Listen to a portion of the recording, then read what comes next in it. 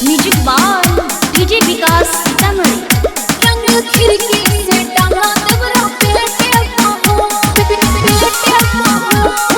Singing by गौरव ठाकुर।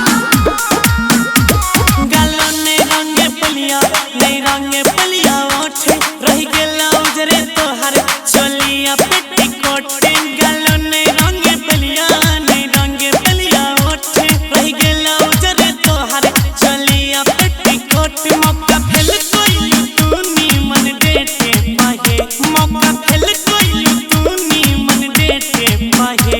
तोहर भैया छखर पीछे गेटे पाहो तोहर भैया छखर पीछे गेटे पाहो। रंग खिड़की से डाला हमरा पेटे पाहो रंग खिड़की से डाला देवरा पेटे पाहो।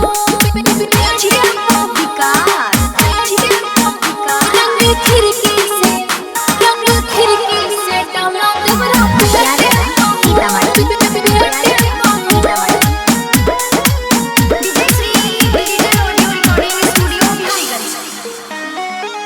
मिलिया हमके ना खड़ा छे ना लगे जन जियो के टावर छे हो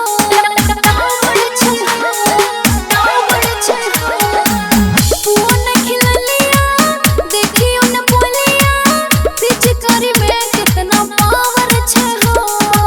खिड़की के बारी तोहर तोड़ दे बाहे ढोली छकटोरी रंगवा घोर दे बाहे। नन्हे वीडियो बन के डलवा नेट के पाहे नन्हे वीडियो बन के डलवा नेट के पाहे। तोहर भैया छखर पीछे गेटे पाहो तोहर भैया छखर पीछे गेटे पाहो। रंग खिड़की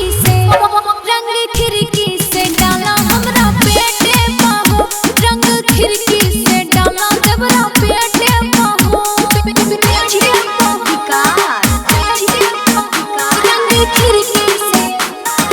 खिड़की से डाला देवरा पेटे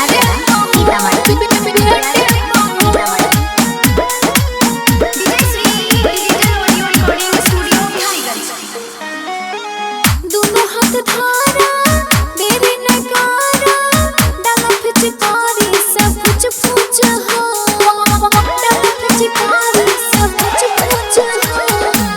दिनों है ना गुजरे रही गेले उजरे रंग तो हो तू हो सब कुछ हो।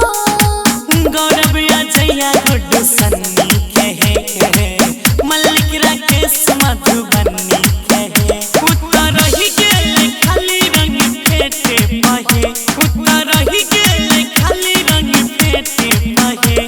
तोहर